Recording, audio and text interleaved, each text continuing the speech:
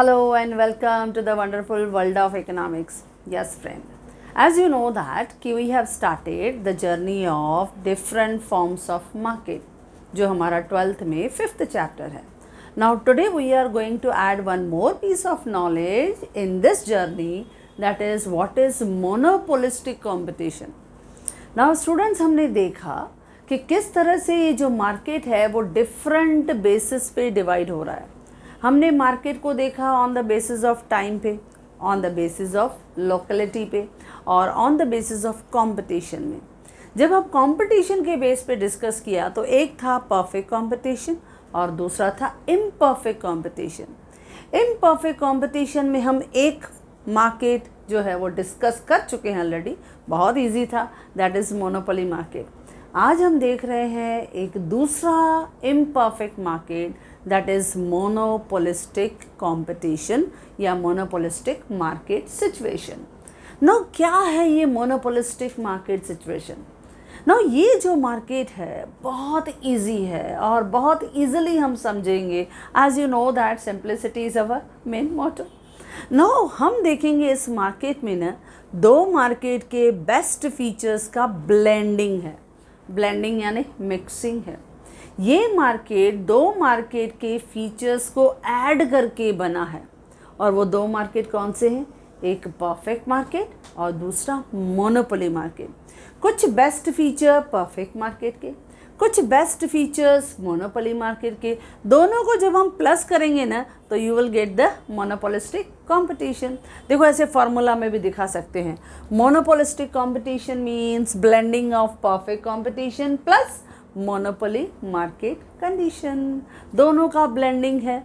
अब सबसे important question, इस मार्केट को डेवलप किसने किया? इस मार्केट का जो थॉट है वो किसने दिया? इसको जो मार्केट को सिस्टमैटिकली डेवलप किया है उसी टाइम पीरियड का एक economist, that is Chamberlain. Chamberlain ने इस मार्केट के थियोरी को बहुत ही सिस्टमैटिकली डेवलप किया है और इस मार्केट को और थरली हम डिस्कस करेंगे when you will reach to FY BCom level, क्योंकि वहाँ पे इस मार्केट को चैम्बरलिन ने एक सिस्टमैटिक थियोरी के फॉर्म में प्रेजेंट किया हुआ है. लेकिन 12th बेसिस पे ये जो क्वेश्चन रहता है वो एक शॉर्ट नोट के फॉर्म में आता है फॉर 4 मार्क्स की मोनोपोलिस्टिक मार्केट क्या है, इस मार्केट में क्या फीचर्स हमें दिखाई देते हैं. बस एक ही क्वेश्चन है which is concern and related with this market.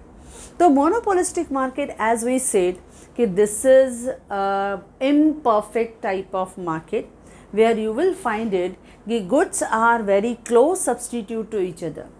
Not perfect नहीं होते कि exactly same हो, लेकिन the goods are more or less close substitute to each other. ऐसे मार्केट में बहुत क्लोज सब्सटीट्यूट्स होते हैं, जैसे ऑयल के बहुत क्लोज सब्सटीट्यूट अवेलेबल हैं, सोप्स के या शैम्पूज़ के, डिटर्जेंट्स के क्लोज सब्सटीट्यूट अवेलेबल हैं, इलेक्ट्रॉनिक्स चीज़ें हैं जैसे टीवी है, फ्रिज है, लैपटॉप है, मोबाइल है, इसके बहुत सारे सेलर्स मार्केट में अवेलेबल हैं. ये इस तरह का जब बहुत सारे सेलर्स मार्केट में बहुत ही अच्छा कंपटीशन करते हैं but they are enjoying monopoly power of their own brand. देखो मोनोपोली कंपटीशन में हमने क्या देखा, एक ही सेलर था, single seller who enjoy the monopoly power and he have the entire control over the market condition. उसका फुल कंट्रोल था.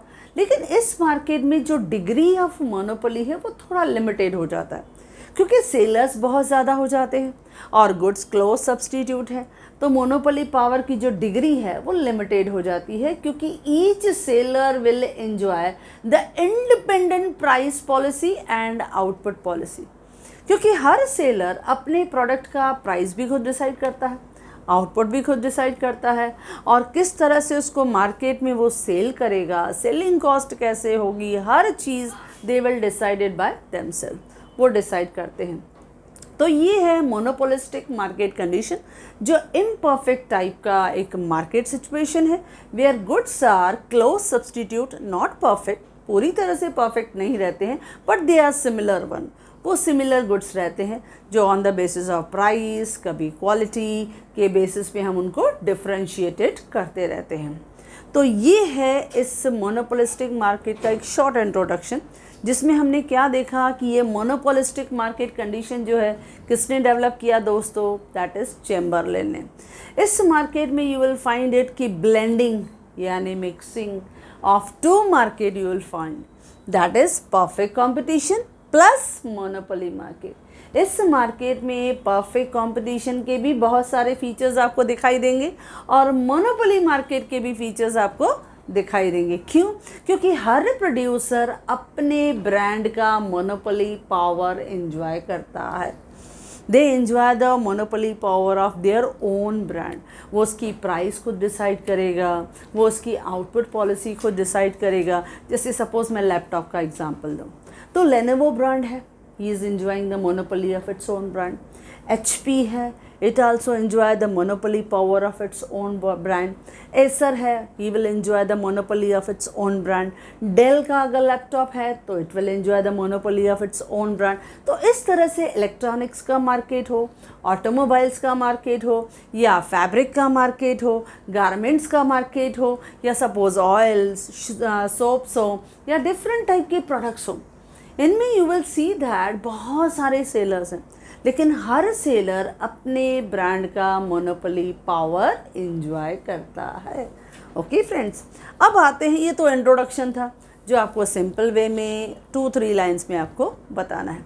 और ये कौन सा मार्केट है? Imperfect type of market. अच्छा, इस मार्केट में हमें डेफिनेशन बताना है। अब डेफिनेशन हम 2 डिस्कस करते हैं। एक हम डिस्कस करेंगे जिसने इस मार्केट को सिस्टमेटिकली डेवलप किया, दैट इज़ चैम्बरलेन, और दूसरा जो हमारे इस माइक्रो की जर्नी में हमको सपोर्ट कर रहा है, दैट इज़ अल्फ्रेड मार्शल। तो दोनों डेफिनेशन देखेंगे, आपको जो पसंद हो आप वो लर्न करना। अब हमारे चैम्बरलेन का डेफिनेशन है कि मोनोपोलिस्टिक कंपटीशन मीन्स कंपटीशन, ये वो कंपटीशन है among the large number of sellers producing close but not perfect substitute. यानी वो ऐसे प्रोडक्ट्स बना रहे हैं जो एक दूसरे के क्लोज सब्सटीट्यूट्स तो हैं but they are not perfect substitutes, यानी एग्जैक्टली होमोजीनियस नहीं होते हैं, लेकिन सिमिलर प्रोडक्ट्स आर देयर। तो बहुत इजी डेफिनेशन है। क्या बोला हमने friends? Monopolistic competition means the competition among large number of sellers producing close but not the perfect substitutes। तो इस तरह से डेफिनेशन आप भी मेरे साथ बोलो, जैसे जैसे आप मेरे साथ रिपीट करोगे आपको याद होता जाएगा और economics will become very easy for you. बहुत आसान है, बस इन 2 डेफिनेशन में से जो आपको डेफिनेशन पसंद हो बस याद करो। सिर्फ रिपीटेशन चाहिए, जितना आप रिपीट करोगे, समझोगे, समझ लिया, रिपीट किया 1-2 बार, डेफिनेशन 100% आपको लर्न हो जाएगा। तो क्या कहा हमने friends? Monopolistic competition means competition among large number of sellers producing close but not perfect substitutes. हो गया। अच्छा, अब मार्शल क्या कहता है? मार्शल कहता है a monopolistic competition means a market situation. ये वो मार्केट सिचुएशन है where large number of sellers face the competition, जो कंपटीशन करते हैं आपस में, सेलर्स ज़्यादा हैं, they face the competition on the basis of different products. उनकी प्रोडक्ट्स डिफरेंट हैं, उनकी क्वालिटी डिफरेंट है और उनकी प्राइस डिफरेंट है। क्योंकि इस मार्केट में जो लार्ज नंबर ऑफ सेलर्स हैं, they always follow their independent price and output policy. इसके लिए लार्ज नंबर ऑफ सेलर्स के बीच में दोस्तों कैसे कंपटीशन होती है? On the basis of different products, कि कैसे वो अपने प्रोडक्ट को एक डिफरेंट शेप देते हैं, एक डिफरेंट डिज़ाइन देते हैं, एक डिफरेंट फ्रेमवर्क देते हैं, एक डिफरेंट ब्रांड नेम देते हैं, एक डिफरेंट पैकेजिंग देते हैं। तो हर चीज़ को ना वो दूसरे से थोड़ा डिफरेंट रखते हैं ताकि दूर से ही पता चले कि उनका प्रोडक्ट जो है वो सबसे डिफरेंट है। जैसे आप ऑटोमोबाइल्स में देखो, when they are manufacturing the automobiles, वो अपने मॉडल्स को इस तरह से लुक देते हैं, specially when they will follow the logo of their brand. दूर से ही पता चलता है कि वो ब्रांड किस कंपनी को बिलोंग करती है। BMW देखो, ऑडी देखो, यू विल सी, मर्सिडीज देखो, हुंडा देखो, व्हेन यू विल सी न देयर लोगो, इमीडिएटली आपके माइंड में आएगा कि ये ब्रांड जो है वो इस पर्टिकुलर कंपनी का है। क्यों? क्योंकि उन्होंने वो डिज़ाइन वैसे किया है, उन्होंने इस तरह की क्वालिटी मेंटेन की है, इस तरह का उन्होंने प्रोडक्ट को डिफरेंट लुक दिया है। तो वो लुक, वो क्वालिटी, वो प्रोडक्ट, वो डिज़ाइन जो एक प्रोडक्ट को दूसरे प्रोडक्ट से डिफ्रेंशिएट करती है, थोड़ा अलग कर देती है।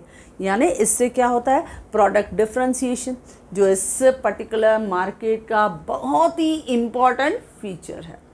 तो इसके लिए मार्शल ने क्या कहा?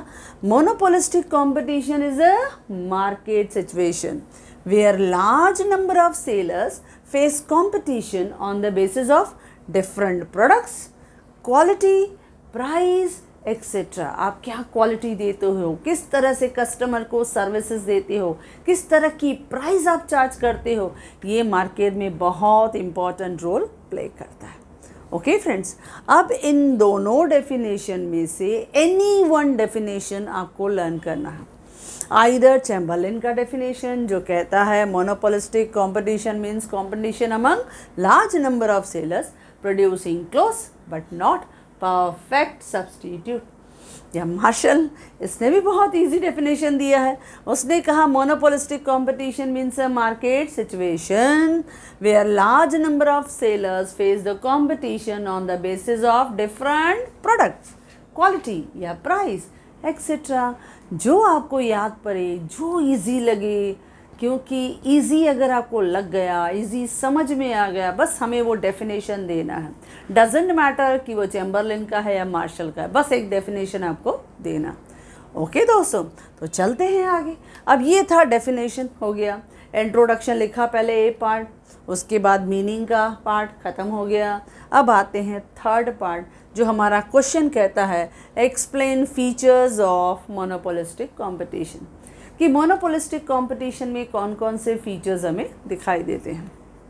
तो देखो, इस मार्केट में आप ऑब्जर्व करोगे कि कुछ फीचर्स ना परफेक्ट कंपटीशन के हैं और कुछ फीचर्स मोनोपोली के भी हैं। तो चलो, हमारा काम तो और आसान हो जाएगा, क्योंकि हमने परफेक्ट कंपटीशन भी सीखा है और मोनोपोली भी सीखा है। अब इन दोनों का ब्लेंडिंग, थोड़ा मिक्सिंग, थोड़ा हम लोग कॉकटेल बना के देखते हैं कि कौन सा नया टाइप का मार्केट है। तो पहला है लार्ज नंबर ऑफ सेलर्स, दूसरा है लार्ज नंबर ऑफ बायर्स। याद आ रहा है? ये दोनों फीचर्स परफेक्ट कंपटीशन में थे। इस मार्केट में भी सेम, इस मार्केट में एक मोनोपोली नहीं होगा। जैसे मोनोपोली में हमने देखा था there is a single seller in the entire market, लेकिन इस मार्केट में there are large number of sellers, sellers ज़्यादा हैं।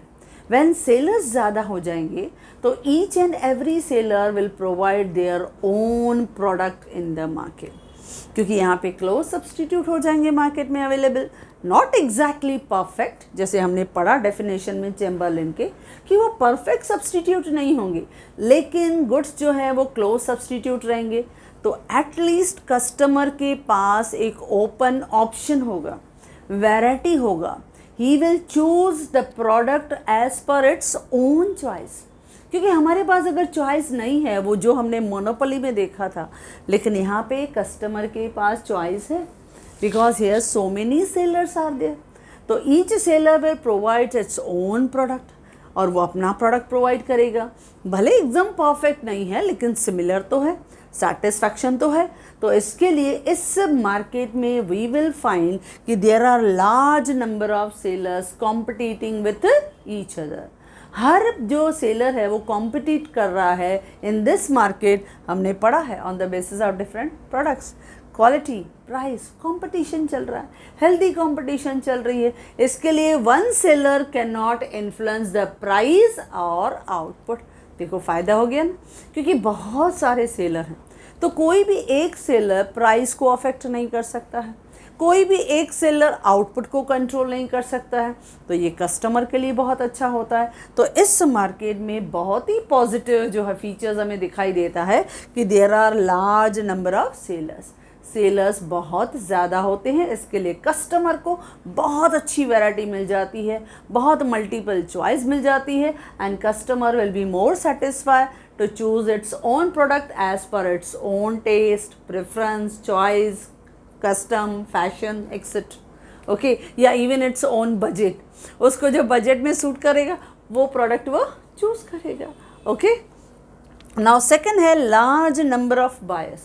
इन this monopolistic competition we find कि बायर्स भी लार्ज नंबर में होते हैं। अब बायर्स जब लार्ज नंबर में होंगे तो भी फ़ायदा है, क्योंकि single buyer can not influence the price, वो भी प्राइस पे इन्फ्लुएंस नहीं कर पाएगा। तो इसके लिए इस मार्केट में लार्ज नंबर ऑफ बायर्स हैं तो देखो कंपटीशन हेल्दी हो जाती है। कैसे हेल्दी हो जाती है? याद है जब हम परफेक्ट कंपटीशन में इक्विलिब्रियम प्राइस को डिसाइड किया था, कैसे डिसाइड हुई थी इक्विलिब्रियम प्राइस? जहाँ डिमांड फोर्स सप्लाई फोर्स को कट करता है, क्योंकि दोनों फोर्सेस हेल्दी थी। दोनों फोर्सेस में लार्ज नंबर ऑफ बायर्स भी थे, लार्ज नंबर ऑफ सेलर्स भी थे, तो दोनों अच्छी तरह से डिसाइड कर पा रहे थे। एक अच्छा हेल्दी कंपटीशन मार्केट में दिखाई देता है। सिमिलरली यहाँ पर है, यहाँ पे we observe there are large number of buyers हैं, there are large number of sellers हैं। तो जब बायर्स ज़्यादा होंगे, सेलर्स ज़्यादा होंगे, तो कोई भी एक बायर हो या सेलर हो, they can not influence either on price और ऑन आउटपुट। तो ये एक अच्छे हमारे फीचर्स हैं जो हमने ऑलरेडी परफेक्ट कंपटीशन में स्टडी किया हुआ है। ओके फ्रेंड्स, नाउ थर्ड है क्लोज सब्सटीट्यूट्स। इस मार्केट में क्या दिखाई देता है? क्लोज सब्सटीट्यूट, क्योंकि as there are large number of sellers available in the market, क्योंकि there is existence of so many sellers in the market which provide not perfect but the close substitutes of the product in the market. जैसे मैंने example दिया कि when you will see that soaps, खास करके soaps का market देखो, जब हम मॉल में जाते हैं, रैक देखते हैं, तो variety of soaps are available, different variety available होती है। या डिटर्जेंट देखते हैं तो भी variety of detergents are available over there. या गारमेंट्स आप देखो, गारमेंट में भी डिफरेंट ब्रांड्स जो हैं, डिफरेंट कंपनीज जो हैं, they provide the different style, different designs जो है वो प्रोवाइड करते हैं। तो गारमेंट्स में भी you will see that so many sellers are there जो क्लोज सब्सटीट्यूट जो है वो प्रोवाइड करते हैं। या सिमिलरली हम इलेक्ट्रॉनिक्स में देखें, ऑटोमोबाइल्स में देखें, तो you will find that so many close substitutes are available for the satisfaction of buyer. तो इसमें बायर बहुत सेटिस्फाइड होता है, क्योंकि बायर को एक एम्पल चॉइस मिल जाती है, वैरायटी ऑफ चॉइस मिल जाती है। जो कलर उसको अच्छा लगेगा, जो डिज़ाइन उसको अच्छा लगेगा, जो प्राइस उसके बजट को सूट करेगा, वही पिक करेगा, वही वो सेलेक्ट करेगा। तो इस तरह से इस मार्केट में हमें क्या दिखाई देता है friends? We observe close substitute. Why? Because there is existence of so many sellers in the market who provide a variety of goods and services for the satisfaction of consumer. Okay? Then next आता है fourth one is free entry and exit. अब ये हमने perfect competition में भी पढ़ा था कि there is free entry and exit for buyers as well as sellers. Now इस मार्केट में भी ये सिमिलर फीचर अवेलेबल है। बायर तो you know that he is always free, कि वो फ्रीली मार्केट में आ सकता है, डिफरेंट प्रोडक्ट को वो चेक कर सकता है, प्रोडक्ट को वो ऑब्जर्व कर सकता है, चेक कर सकता है, और अगर वो सेटिस्फाइड नहीं हुआ तो he can easily move out from the market. Now the same freedom is available for seller. Seller के लिए भी सेम फ्रीडम जो है वो इस मार्केट में एग्जिस्ट करता है। अगर सेलर को लगता है कि he can stand in the market, तो वो मार्केट में अपना बिजनेस कंटिन्यू कर सकता है। But suppose if the seller find कि he is unable to face the competition, वो कॉम्पिटिशन फेस नहीं कर सकता है, तो he is easily can leave the market, he can easily quit the market, he can easily move out from the market, वो market छोड़ के जा सकता है। तो यहाँ पे क्या है? फ्रीडम, यानी free working of the market. ये बहुत अच्छी बात है, क्योंकि बायर हो या सेलर हो, जब मार्केट में फ्रीडम है कि आप जब चाहो आप फ्रीली आ सकते हो, जब चाहो आप मार्केट छोड़ के जा सकते हो, तो यहाँ पे buyer as well as seller both are working freely, दोनों फ्रीली डिसीजंस ले सकते हैं। बायर सोचेगा कि मुझे जो परचेस करना है, समझो वो मेरी चॉइस का नहीं मिला, मुझे नहीं समझ में आया, तो I can easily go out from the market. और सेलर जो है, सेलर वो अपने प्रोडक्ट को बना रहा है, सेल कर रहा है। अगर उसे लगता है कि I am able to earn the profit, so I can continue my business, तो वो मार्केट में रह सकता है। लेकिन अगर उसको लगता है कि कंपटीशन बहुत टफ हो गई है, I am unable to face the competition, I am unable to earn the more and more profit, so अगर वो चाहता है तो he can easily leave the market, वो मार्केट छोड़ के जा सकता है। तो इस तरह से इस मार्केट में क्या दिखाई देता है friends, free entry and exit. Exit यानी बाहर चले जाना।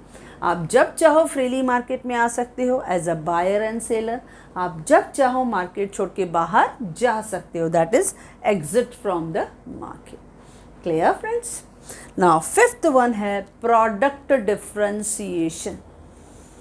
नाउ जब हमने मोनोपोली किया था तो मोनोपोली का special feature, very important feature क्या कहा था मैंने फ्रेंड्स, प्राइस डिस्क्रिमिनेशन। बहुत बार बोर्ड में ब्लैंक आता है, बच्चे यहाँ थोड़ा कंफ्यूज हो जाते हैं। जब हम मोनोपोली की बात करते हैं, एक सिंगल सेलर है, तो उसका इम्पॉर्टेंट फीचर क्या है, प्राइस डिस्क्रिमिनेशन, क्योंकि monopoly is the price maker, तो वहाँ प्राइस डिस्क्रिमिनेशन दिखाई देता है। यानी monopoly charge different prices from different customer. जैसे हमने क्या कहा था, high price from rich and low price from poor. लेकिन इस मार्केट का अंदाज कुछ अलग है। इस मार्केट का सबसे इम्पॉर्टेंट फीचर अगर हम कहें तो वो है प्रोडक्ट डिफरेंशिएशन। प्रोडक्ट डिफरेंशिएशन यानी अपने प्रोडक्ट को एक डिफरेंट डिज़ाइन, एक लुक देना, ताकि कस्टमर मेरे प्रोडक्ट से मैक्सिमम सेटिस्फेक्शन हो, या मेरा प्रोडक्ट जो है वो दूसरों से एकदम एक्स्ट्रॉर्डनरी दिखे, कुछ डिफरेंशिएटेड दिखे। जैसे मैंने कहा, जब मैंने ऑटोमोबाइल का एग्जांपल दिया, तो हमें दूर से ही पता चलता है, जब हम लोगो देखते हैं कि वो मर्सिडीज़ है, वो BMW है, वो ऑडी है, वो पोर्शे है, वो लैम्बोर्गिनी है, देख के ही मालूम पड़ता है। तो ये ऑटोमोबाइल्स में क्या करते हैं, है तो वही आपका ऑटोमोबाइल्स में, you have to manufacture the different designs of car, आपको डिफरेंट कलर्स, डिज़ाइंस आपको मेंटेन करनी है। But what you do, you provide some innovative services, आप इनोवेटिव सर्विसेज देते हो। यानी यहाँ पे आप अपने प्रोडक्ट को थोड़ा अलग करते हो, थोड़ा डिफरेंट करते हो, और वो इनोवेटिव थॉट्स की वजह से आता है। जब आप अपने प्रोडक्ट को थोड़ा डिफरेंट करते हो, यानी डिज़ाइन अलग होना चाहिए, कलर अलग होना चाहिए, पैकेजिंग अलग होनी चाहिए, ब्रांड अलग होना चाहिए, लोगो अलग होना चाहिए, या हम देखते हैं कि उसका जो सर्विस हम पे कर रहे हैं या सर्विस प्रोवाइड कर रहे हैं वो भी अलग होनी चाहिए। यानी हर एक मैन्युफैक्चरर चाहता है to attract the minds of customer, ताकि वो मेरा रेगुलर कस्टमर बन जाए। Not only he will be satisfied, लेकिन वो इतना खुश हो जाए कि वो माउथ टू माउथ एडवर्टाइज करके अपने फ्रेंड सर्कल को भी बताए कि this product is very good. तो ये है प्रोडक्ट डिफरेंशिएशन। इसके लिए इस मार्केट में मैंने क्या कहा कि हर कोई अपने प्रोडक्ट का मोनोपोली पावर इंजॉय करता है, क्योंकि सेलर ज़्यादा हैं, लेकिन हर सेलर अपने ब्रांड का मोनोपोली है। अब जैसे हम आईफोन बोलते हैं, now this is the seller who enjoy a very special monopoly in the market. क्यों? क्योंकि उसकी बेस्ट जो है वो टेक्नोलॉजी है, उसकी वजह से he will enjoy the product का डिफरेंशिएशन, उसको एक अलग मार्केट है। या जब हम देखते हैं कि OnePlus है, उसका एक अलग मार्केट है, क्योंकि he will provide more satisfaction to number of customer. तो ऐसे इस मार्केट में सेलर बहुत ज़्यादा है, कि जैसे ओप्पो है, वीवो है, रियलमी है, या MI है, so many sellers are there who are providing the mobiles at the different range. लेकिन मेन क्या है, कस्टमर का सेटिस्फैक्शन, प्रोडक्ट का डिफरेंशिएशन, क्वालिटी का डिफरेंशिएशन, इनोवेशन आप क्या प्रोवाइड कर रहे हो, किस तरह से आप अपने प्रोडक्ट को एकदम डिफरेंट कर रहे हो फ्रॉम द अदर्स। तो जब ऐसा होता है ना, तो कस्टमर हमेशा क्या रहता है, ऑलवेज इंक्विजिटिव रहता है, और कस्टमर को हमेशा लेटेस्ट, कुछ न्यू, ट्रेंडी या स्टाइलिश प्रोडक्ट बहुत पसंद आते हैं। और आपने ऐसा दिया, प्रोडक्ट को थोड़ा डिफरेंट लुक दे दिया, कुछ एक्स्ट्राऑर्डिनरी बना दिया, तो customer will choose your product only. तो इसके लिए इस मार्केट का सबसे इम्पॉर्टेंट जो फीचर हमें दिखाई देता है वो है ये दोस्तों, दैट इज़ प्रोडक्ट डिफरेंशिएशन। यानी इस मार्केट में हर एक सेलर कोशिश करता है कि I will make my product something different from my rivals, from my competitor, on the basis of design अलग हो, उसका कलर अलग हो, उसकी डिज़ाइन अलग हो, उसका प्राइस अलग हो, उसकी पैकेजिंग अलग हो, उसकी सर्विसेज अलग हो, उनके फंक्शंस थोड़े एक्स्ट्राऑर्डिनरी हो। ये सब चीज़ें वो प्रोवाइड करने की कोशिश करता है ताकि मार्केट में ना कस्टमर हमेशा उसके प्रोडक्ट से ही अटैच रहे, यानी वो उसका प्रोडक्ट छोड़ के कहीं जाए नहीं, क्योंकि उससे ही वहाँ मैक्सिमम सेटिस्फैक्शन मिलना चाहिए। ये कोशिश प्रोडक्ट डिफ्रेंशिएशन के थ्रू हर सेलर करना चाहता है। ओके फ्रेंड्स, अच्छा नेक्स्ट आते हैं sixth point, that is selling cost. अब जब हम सेलिंग कॉस्ट की बात करते हैं तो selling cost is the cost which is incurred to increase the sale in the market. हर प्रोड्यूसर कोशिश करता है कि मैं अपने प्रोडक्ट की सेल बढ़ाऊं। उसके लिए वो क्या खर्चा करता है? Selling cost. सेलिंग कॉस्ट किस पे खर्चा करता है कि मेरा प्रोडक्ट जो है ज़्यादा बिके। इस बेसिस पे वो क्या करता है? एडवर्टाइजिंग पे खर्चा करता है। ओके अच्छा, उसके अलावा क्वालिटी को मेंटेन करता है, उसके अलावा होर्डिंग्स लगा देता है, एग्जीबिशंस रखता है, डिफरेंट जो है वो स्कीम्स निकालता है, डिस्काउंट्स एंड ऑफ़र देता है, कभी फ्री गिफ्ट देता है, कभी फ्री सैम्पल्स देता है। तो इस तरह से जो सेलिंग कॉस्ट है वो हमेशा हर सेलर कोशिश करता है इंकर करने की थ्रू एडवर्टाइजमेंट, थ्रू सेल्समैनशिप या थ्रू होर्डिंग्स या through the different type of free gifts हो या different type of free samples हो, डिस्ट्रीब्यूशन ऑफ गुड्स हो। वो इस तरह से करेगा ताकि कस्टमर पहले वो चीज़ देखे, सेटिस्फाई हो, कंज्यूम करे, सेटिस्फाइड हो और उस चीज़ को कंटिन्यूसली यूज़ करे। इसके लिए कहते हैं कि सेलिंग कॉस्ट जो है it is the unique special feature in this market. तो इस मार्केट में हमें ये जो हमें फीचर दिखाई देता है selling cost, it play a very important role. Okay friends, next है नेचर ऑफ डिमांड कर्व, यानी इस मार्केट में डिमांड कर्व किस स्टाइल में दिखाई देता है, यानी किस तरह का नेचर हमें दिखाई देता है ना। जब हम डिमांड कर्व की बात करते हैं तो हमने ये फीचर मोनोपोली में भी देखा था। अब मोनोपोली में क्या देखा था कि डिमांड कर्व जो था इट इज स्लोपिंग डाउनवर्ड। यहाँ पर भी सेम है नेचर ऑफ डिमांड कर्व, और यहाँ पर भी इस मार्केट में भी जो डिमांड कर्व है इट इज स्लोपिंग डाउनवर्ड। देखो इस तरह से हमने दिखा दिया, डिमांड कर्व स्लोपिंग डाउनवर्ड। ये है आपका डिमांड कर्व। जैसे सपोज अगर प्राइस ज़्यादा है ओपी, तो इस पर क्वांटिटी वो कम सेल कर पाएगा, यानी क्वांटिटी बिकी सिर्फ ओ क्यू। लेकिन जैसे ही उसने प्राइस को कम किया, रिड्यूस किया, प्राइस कम हो गई, प्राइस को आपने रिड्यूस किया, दैट इज P1, तो क्वांटिटी जो है वो ज़्यादा आपने डिमांड की, दैट इज Q1। देखो क्वांटिटी ज़्यादा आ गई। ओके नाउ ये है डिमांड कर्व, ये है डिमांड कर्व इन मोनोपोलिस्टिक मार्केट।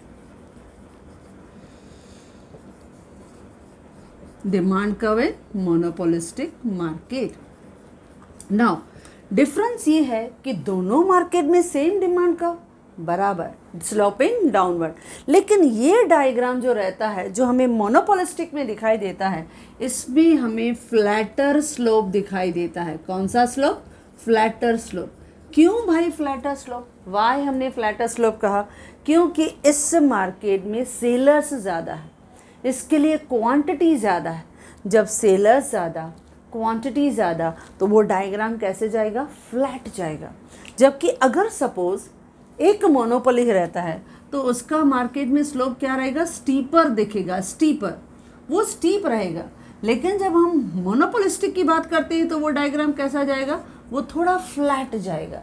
क्यों? क्योंकि इस मोनोपोली मार्केट में there is only a single seller, तो उसकी जो सप्लाई करने की कैपेसिटी होगी वो लिमिटेड होगी। लेकिन मोनोपोलिस्टिक मार्केट में सेलर्स ज़्यादा है, क्योंकि हमने क्या कहा? लार्ज नंबर ऑफ सेलर्स, बहुत सेलर्स है। जब सेलर्स ज़्यादा हो जाते हैं तो सप्लाई ज़्यादा होगी, क्लोज सब्सटीट्यूट है, तो they can easily satisfy more number of customer in the market. इसके लिए ये कर्व कैसा जाता है, फ्लैटर स्लोप। इसके लिए बहुत बार ये ब्लैंक भी आता है कि demand curve in the monopolistic market have dash slope, steeper की फ्लैटर। तो क्या कहोगे दोस्तों, फ्लैटर स्लोप। क्लियर? क्यों? क्योंकि यहाँ पे सेलर ज़्यादा है। तो इन दिस मार्केट आल्सो क्या है nature of demand curve, in the monopolistic market demand curve is sloping downward from left to right, क्योंकि इस मार्केट में भी price and demand have inverse relationship. जैसे ही प्राइस फॉल हुई कस्टमर ने ज़्यादा डिमांड किया, but in this market demand curve has dash slope, flatter slope. इसका स्लोप कौन सा है दोस्तों, इसका स्लोप फ्लैटर स्लोप है, जो हमें इस मार्केट में दिखाई देता है। ओके, तो देखो एक डायग्राम की भी पॉइंट आ गई, प्रेजेंटेशन हमारा बहुत अच्छा हो गया। तो ये हमारे डायग्राम्स की पॉइंट कभी भी किसी भी क्वेश्चन को थोड़ा वेटेज दे देती है, एक बेटर प्रेजेंटेशन दे देती हैं। ओके, अच्छा 8th पॉइंट है द ग्रुप। अब ये भी बहुत अच्छा फीचर है इस दिस मार्केट का, यानी मोनोपोलिस्टिक मार्केट का, क्योंकि चैम्बरलिन ने बताया कि इस मार्केट में जो फर्म्स हैं who are producing similar products they will make a group. तो ग्रुप क्या बन जाता है, group is the cluster of the firms producing similar type of products. जो firms same type of products बनाती हैं, जैसे आयरन स्टील इंडस्ट्रीज़ हैं, तो जो आयरन स्टील बनाती हैं वो आपस में एक ग्रुप बना लेती हैं। तो वो आपस में ग्रुप क्यों बना लेती हैं, क्योंकि इनके प्रॉब्लम सिमिलर होते हैं। कभी रॉ मटेरियल का शॉर्टेज आता है, कभी टेक्निकल प्रॉब्लम आता है, कभी मैनेजमेंट इशू होते हैं, कभी एडमिनिस्ट्रेशन इशू रहता है, कभी इंटरनेशनल मार्केट में प्रॉब्लम आता है, कभी कोटा का प्रॉब्लम आता है। तो जो सेम लाइन ऑफ बिजनेसमैन है दे विल मेक अ ग्रुप। जैसे अभी सपोज गारमेंट का मार्केट है, क्लॉथ मार्केट है, तो उनका एक अपना ग्रुप बन जाता है। जो क्लॉथ मैन्युफैक्चरर्स हैं, मर्चेंट्स हैं, ट्रेडर्स हैं, वो अपना ग्रुप बना लेते हैं। अब फर्नीचर मार्केट है, तो फर्नीचर मार्केट में जो सेलर्स हैं, ट्रेडर्स हैं, वो अपना ग्रुप बना लेते हैं। और जैसे गोल्ड मर्चेंट्स हैं, वो गोल्ड के ट्रेडर्स वो अपना ग्रुप बना लेते हैं। इवन आप देखते हो ऑटो रिक्शा जो चलाते हैं वो भी एक अपना ग्रुप बना लेते हैं। जो टैक्सी ड्राइवर्स हैं उनका एक अपना ग्रुप बना हुआ रहता है। ऐसे ग्रुप बन जाता है। ग्रुप से क्या आती है, यूनिटी आती है। ग्रुप से क्या होता है कि स्ट्रेंथ एंड पावर मिलता है उनको। ये जनरली इस मार्केट में दिखाई देता है, क्योंकि ग्रुप होने की वजह से क्या होता है, अगर उस मार्केट में कभी भी कोई भी प्रॉब्लम आया तो दे ऑल बिकम यूनाइट, वो मिल जाते हैं and they will try to find the solution of that problem. चाहे वो गवर्नमेंट से भी उनको निगोशिएट करना हो, डिस्कस करना हो, तो वो मिल जाते हैं और मिल के गवर्नमेंट से कोई भी निगोशिएशन कर सकते हैं। तो इसके लिए इस मार्केट में क्या दिखाई देता है, ग्रुप दिखाई देता है। और ये थॉट किसने दिया था, चैम्बरलिन ने दिया था। क्योंकि इस मार्केट को जैसे मैंने कहा कि सिस्टमेटिकली किसने डेवलप किया, चैम्बरलिन ने दिया। और चैम्बरलिन ने ही देखा कि इस टाइप के मार्केट में जनरली जो सेम टाइप ऑफ बिजनेस करते हैं वो आपस में भले मार्केट में ओपन टफ कॉम्पिटिटर्स हो, कंपटीशन कर रहे हैं, राइवलरी दिखा रहे हैं, एक दूसरे के साथ बहुत टक्कर दे रहे हैं, बट कोई प्रॉब्लम आया तो they all will become unite, सब मिल जाते हैं और फिर उसका सॉल्यूशन निकालने की कोशिश करते हैं। तो बस आपको सिर्फ 2-3 लाइन में दिखाना है कि इस मार्केट में क्या दिखाई देता है दोस्तों, ग्रुप। ग्रुप क्या है, ग्रुप है the cluster of the firm producing the similar product is known age group. तो ग्रुप जो है वो हमेशा इस मार्केट में फॉर्मली या नॉर्मली हमें दिखाई देता है। ओके दोस्तों, नेक्स्ट है लास्ट इस मार्केट का फीचर है वो है 3 डायमेंशन का कंपटीशन। इस मार्केट में आपको कंपटीशन वन टाइप की कभी नहीं दिखेगी। इसमें क्योंकि लार्ज नंबर ऑफ सेलर है और हर सेलर अपने प्रोडक्ट का मोनोपोली पावर एंजॉय करता है, तो जनरली इस मार्केट में यू विल फाइंड 3 टाइप की कंपटीशन। जैसे कुछ कंपटीशन रहेगा प्राइस इशू को लेके, यानी कुछ प्रोड्यूसर्स बोलेंगे कि our product is available at very reasonable price as compare to the other products, कि मेरा इस पर्टिकुलर ब्रांड के कंपैरिजन में मेरा प्रोडक्ट सुपीरियर भी है और एट लोअर प्राइस भी है। तो वो ये बता के कस्टमर को अट्रैक्ट करते हैं। तो इस मार्केट में प्राइस इशू भी दिखाई देता है, यानी प्राइस के लेवल पे कंपटीशन, टक्कर प्राइस को लेके बना देते हैं। लेकिन कभी कभी इस मार्केट में नॉन प्राइस की कंपटीशन भी होती है, यानी price is not matter for some producers. कुछ प्रोड्यूसर्स के लिए क्या है, इनोवेशन, उनकी क्वालिटी, जैसे मैंने आईफोन कहा, या सपोज़ उनकी सर्विस उन्होंने प्रोवाइड किया, या आप क्या एडवर्टाइजमेंट करते हो, क्या सेल्समैनशिप करते हो, क्या सर्विसेज कस्टमर को देते हो। तो they never fight on price issue, they provide non price competition. वो प्राइस को लेके कभी कंपटीशन नहीं करते हैं, लेकिन वो नॉन प्राइस के कॉन्सेप्ट्स को कैच करते हैं। जैसे मैंने कहा वो एडवर्टाइजमेंट को, या हमने कहा क्वालिटी को, या सपोज़ इनोवेटिव प्रोडक्ट बनाया, जैसे इलेक्ट्रिक व्हीकल्स बनाया, तो ये समथिंग डिफरेंट उन्होंने स्टेप लिया। तो ऐसा अगर कोई इनोवेटिव डिज़ाइन उन्होंने बनाया, कोई इनोवेटिव प्रोडक्ट उन्होंने बताया, तो वो प्राइस को लेके कंपटीशन नहीं है। या उन्होंने सर्विस बहुत एक्स्ट्रॉर्डनरी दिया, कस्टमर इज़ फुल्ली सेटिस्फाइड, तो जब इस तरह के नॉन प्राइस कंपटीशन होते हैं तो वो भी कस्टमर को मैक्सिमम अट्रैक्ट करते हैं। और कभी कभी ऐसा होता है कि कुछ कस्टमर प्राइस भी इशू करके एक्सेप्ट करते हैं, और some non price competition fundas भी they are going to adopt it, यानी वो अपनी क्वालिटी भी मेंटेन करते हैं, वो सर्विसेज भी प्रोवाइड करते हैं, समथिंग इनोवेटिव भी देते हैं। यानी आजकल ना कंपटीशन बहुत जो है वो नेक टू नेक हो गई है, क्योंकि हमारी इकोनॉमी सिर्फ हमारी इकोनॉमी तक नहीं है, our economy is integrated to the world economy, globalisation हो गया है। और आजकल जो फॉरेन बिजनेसमैन हैं वो भी हमारे मार्केट में एंट्री कर गए हैं। तो इसकी वजह से सिर्फ प्राइस और नॉन प्राइस से काम नहीं चलता है, तो कभी कभी प्राइस के साथ साथ नॉन प्राइस कंपटीशन जो है, ये डायमेंशन, ये फेज भी हमें इस मार्केट में दिखाई देता है। तो जनरली ये मार्केट जो है वो बहुत ही प्रैक्टिकल मार्केट है जो हमें दिखाई देता है, जिसमें तीनों इश्यूज दिखाई देते हैं, यानी 3 फेजेस की कंपटीशन, प्राइस का कंपटीशन, नॉन प्राइस का competition, price and non price competition दिखाई देता है। तो इस तरह से हमने 9 फीचर्स को डिस्कस किया। भले फीचर्स ज़्यादा थे, लेकिन ज़रूरी नहीं है आप एग्ज़ाम में सब लिखो। अब एग्ज़ाम में जो आपको बेस्ट उसमें से लर्न हो, any 5 to 6 features you have to right, क्योंकि क्वेश्चन है फॉर 4 मार्क्स, वो शॉर्ट नोट है। आपने इंट्रोडक्शन लिखा, उसके बाद चैम्बरलेन या मार्शल के दोनों डेफिनेशन में से कोई भी एक डेफिनेशन आपको लिखना है। चैम्बरलेन क्या कहता है, monopolistic competition means competition among large number of sellers producing close but not perfect substitute. Similarly, Marshall ने क्या कहा कि monopolistic competition means a market situation among the where large number of sellers have the face the competition on the basis of different products, quality and price. और उसके बाद हमने 9 different features, qualities, characteristics, पेक्युलरिटीज़, कुछ भी कहो, क्योंकि question देखो अलग अलग आ सकता है। कभी वो कहेगा फीचर्स बताओ, कभी कहेगा पेक्युलरिटीज़ बताओ, कभी कहेगा कैरेक्टरिस्टिक बताओ। सवाल भले कितनी बार भी घुमाए ना, जवाब तो यही है हमारा। तो हमको इसमें से 9 पॉइंट में से एनी 5-6 पॉइंट एक्सप्लेन करनी है, जो बहुत ईजी है, क्योंकि ये ब्लेंडिंग इसका है, परफेक्ट कॉम्पिटिशन प्लस मोनोपोली, तो वो तो दोनों हमको लर्न है।